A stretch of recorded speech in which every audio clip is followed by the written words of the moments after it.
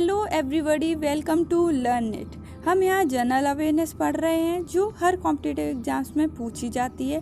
अभी हमारे यहाँ इंडियन पॉलिटी चल रही है, सो इंडियन पॉलिटी पढ़ने के लिए हमारे चैनल के साथ जुड़े रहिए।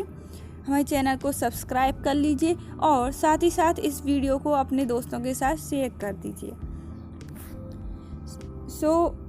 आज का हमारा वीडियो स्टार्ट करते हैं। आज का हमारा टॉपिक है right to freedom. Right to freedom citizens को फ्रीडम की गारंटी देता है कि वो अपनी लाइफ को डिग्निटी के साथ जी सकते हैं।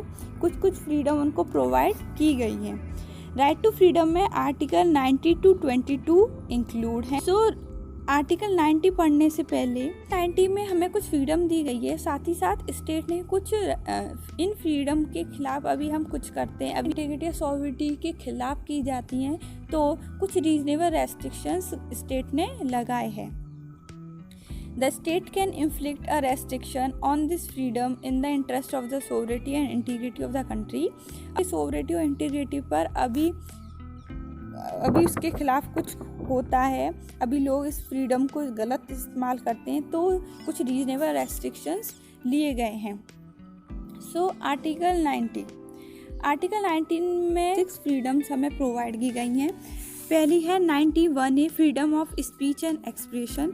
इसमें ये गई है कि हमारे पास फ्रीडम है कि हम अपनी बात को रख सकते हैं, हमारे पास फ्रीडम है स्पीच एंड एक्सप्रेशन की। बस ये है कि हम कुछ उल्टा सीधा नहीं बोल सकते, उस रेस्ट्रिक्शंस से। 19(1)भी असेंबली पीसफुली विदाउट आर्म। हम कोई भी असेंबली बना सकते हैं, हमारे पास फ्रीडम है, कोई भी ग्रुप बना सकते हैं, बस उसमें आर्म नहीं होना चाहिए, उसमें हथियार इंक्लूड नहीं होने चाहिए। 91C, फॉर्म एसोसिएशन और यूनियन। हम कोई भी एसोसिएशन यूनियन बना सकते हैं, बस वो इलीगल नहीं होना चाहिए या फिर कुछ वो गलत काम नहीं करनी चाहिए, तो फिर रेस्ट्रिक्शन लगे जाएंगे। 19(1)D बोलता है फ्रीडम ऑफ मूवमेंट।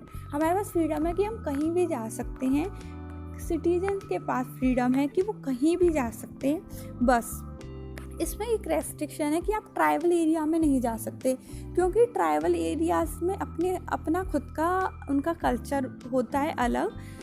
ये जो कुछ रिच लोग वगैरह या कुछ लोग होते हैं जो वहाँ पैसों से उस चीज़ को खरीद लेते हैं, उनका कल्चर वगैरह वहाँ डिस्ट्रॉय हो जाता है, इसलिए ईज़िली वहाँ आप नहीं जा सकते, वहाँ रेस्ट्रिक्शन लगे हुए हैं। वैसे आप कंट्री के किसी भी कॉर्नर में जा सकते हैं। 91E, freedom of residence settlement. ये भी वही बात करता है कि आप कहीं भी जाकर रह सकते हैं, बस आप ट्राइबल एरिया में नहीं जाएंगे, वहाँ रेस्ट्रिक्शंस हैं। 91F, freedom of professional occupation.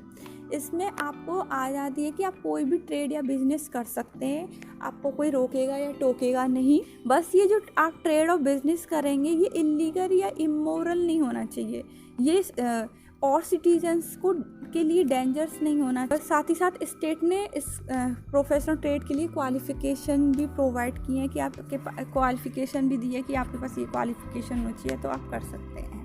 1978 के बाद पहले इसमें 7 क्लॉज थे 90 में, पर अब 6 रह गए। 1978 के बाद एक क्लॉज हटा दिया गया, तब 44 अमेंडमेंट आया था, वो था right to hold and dispose of the property. ये इस लिस्ट में से हटा दिया गया 1978 में, ये भी आप याद रखिएगा। नेक्स्ट हम पढ़ते हैं article 20। Article 20, protection in respect of convention और फॉर ऑफेंस। अभी इसमें 3 तरह की प्रोटेक्शन प्रोवाइड की गई है अभी कोई ऑफेंस करता है तो।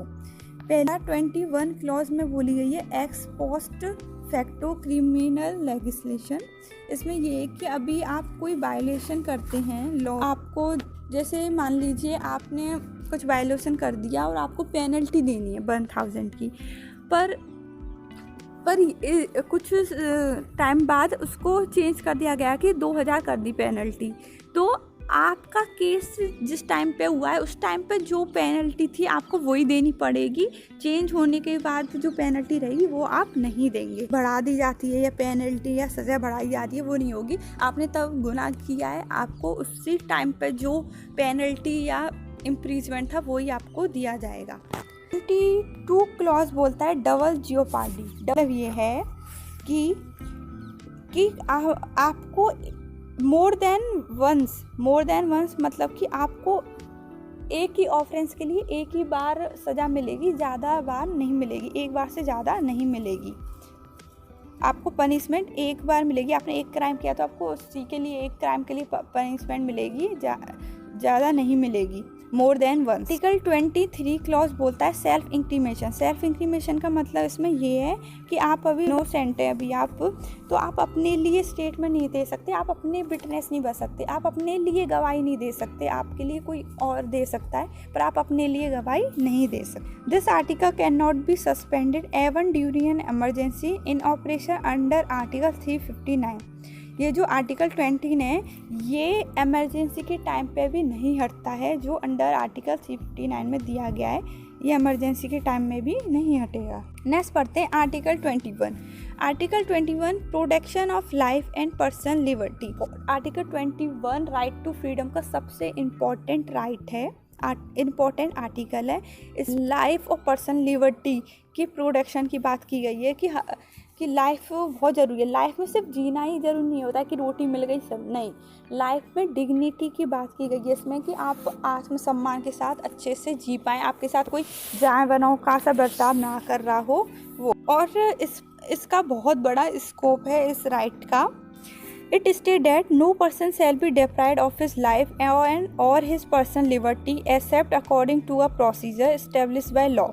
This right apply to every person, not just to citizens. ये जो लाइफ एंड लिबर्टी जो है इसके साथ इसमें एक एक्सेप्शन है कि प्रोसीजर एस्टेब्लिश बाय लॉ दिए गए हैं उसके अकॉर्डिंग ही होगा सब। और ये जो राइट है ये सिर्फ सिटीजन, किसी भी कंट्री के सिटीजन के लिए नहीं है, हर किसी के लिए। जैसे हम इंडिया में तो फॉरेनर को भी ये राइट मिलेगा, हमें भी ये राइट मिला है। और इस राइट का बहुत इस राइट का वाइडर स्कोप है। सुप्रीम कोर्ट ने इंटरप्रेट किया था कि राइट टू लाइफ जो है वो डिग्निफाइड लाइफ की बात करता है कि डिग्निफाइड लाइफ प्रोवाइड करनी चाहिए। ये बहुत इंपॉर्टेंट राइट है। बिना इस राइट के राइट टू लाइफ जो है, बिना इसके कोई भी फंडामेंटल राइट मीनिंगलेस है। और इसमें भी कुछ राइट्स की बात की गई है, जैसे कि हमारे पास होना चाहिए राइट टू हेल्थ होना चाहिए, राइट टू प्राइवेसी होनी चाहिए। ये बहुत इंपॉर्टेंट है आज के टाइम में कि राइट टू प्राइवेसी, की लोगों को के पास प्राइवेसी होनी चाहिए कि ऐसे ही कोई आप किसी को जाके डिस्टर्ब नहीं कर सकते या किसी को भी जाके परेशान नहीं कर सकते आदि रखे हो। हर किसी को राइट टू प्राइवेसी का हक है। Right to live with dignity, आप डिग्निटी के साथ रह सकते हैं, आपके पास ये राइट है। आपके पास राइट टू फूड है, राइट टू शेल्टर है, आपके पास राइट है लिवलीहुड का, आप अपने लिए कमा के खा सकते हैं। आपके पास राइट है कि आप पॉपुलेशन फ्री एयर ले सकते हैं, इसकी बात की है। ठीक है। A1A में राइट टू एजुकेशन की बात की गई है। राइट टू एजुकेशन जो है ये 2002 में 86 कॉन्स्टिट्यूशनल अमेंडमेंट एक्ट आया था 2002 में, तब आर्टिकल 21 में 21A आया राइट टू एजुकेशन। इसमें बात की गई थी, ने बोला था कि 6 to 14 के 6 से 14 साल के जो बच्चे हैं उनको फ्री और कंपलसरी एजुकेशन दी जाएगी। Article 22 protection against arrest and detention in certain case. Article 2 में बात की गई है कि अभी किसी को अरेस्ट या डिटेंस किया जाता है तो उसको क्या क्या प्रोटेक्शन मिलेगी, उसको कुछ सेफगार्ड मिलेंगे जो इस आर्टिकल में दिए गए हैं। आर्टिकल 22(1) क्लॉज में बोला गया है कि अभी किसी पर्सन को अरेस्ट किया कर लिया जाता है या कस्टडी में ले लिया जाता है तो उसके पास ये राइट है कि वो पूछ सकता है कि उसको क्यों अरेस्ट किया गया है। साथ ही साथ उसके पास ये राइट है कि वो अपने लॉयर से कंसल्ट कर सकता है। अभी कोई गरीब ज़्यादा है, उसके पास लॉयर नहीं है तो कभी गवर्नमेंट में लीगल लॉयर प्रोवाइड करती है। सेकंड क्लॉज में बोला गया है कि अभी किसी को अरेस्ट किया गया तो उसको 24 घंटे के अंदर मजिस्ट्रेट के सामने उसे प्रोड्यूस किया जाएगा। क्लॉज 3 में ये बोला गया है कि अभी उसको 24 घंटे के अंदर मजिस्ट्रेट के सामने प्रोड्यूस नहीं किया जाता है तो और उस टाइम को बढ़ा दिया गया है तो उसे जुडिशियल मैजिस्ट्रेट द्वारा डिटरमाइन किया जाएगा। उसको 24 घंटे के बाद फिर उसको छोड़ दिया जाएगा। अभी 24 घंटे का टाइम बढ़ जाता है। तो 3 कंडीशंस पड़ी। ये जो प्रोटेक्शन हम अरेस्ट और डिटेंशन की बात करें ये सिटीजन और नॉन सिटीजन सबके लिए एप्लीकेबल है। बस ये 2 लोगों पर एप्लीकेबल नहीं होगा, एक तो एनिमी एलिमेंट जो फॉरेनर दुश्मन हैं हमारे वो, और दूसरा जो पीपल प्रिवेंशन डिटेंशन लॉ के अंदर अरेस्ट हैं। अब डिटेंशन की बात करते हैं। डिटेंशन हमारे दो तरह के होते हैं, पुनिटिव और प्रिवेंशन। पुनिटिव डिटेंशन वो होते हैं जैसे कि आपने कोई क्राइम किया उसके बाद आपको सज़ा मिले, और प्रिवेंशन आपने क्राइम किया नहीं है, आपने क्राइम किया नहीं है पर आपको पहले ही ले लिया जाए। Prevention detention mean detention of a person without trial. इसका मतलब ये है कि जैसे कोई बंदा है और उसकी हरकतें देख के या वो देश के खिलाफ गलत बोल रहा है बहुत ज़्यादा, या बहुत उसका नेचर बहुत ख़राब लग रहा है कि वो कुछ क्राइम कर सकता है, तो उस केस में उसको अरेस्ट कर लिया जाता है कि ये कोई क्राइम ना कर दे। तो इसका वीडियो हमारे यहीं ख़त्म होता है। मिलते हैं अपने नेक्स्ट वीडियो के साथ। तो हमारे चैनल से जुड़े रहिए, subscribe to our channel, hit the like button. Thanks for watching.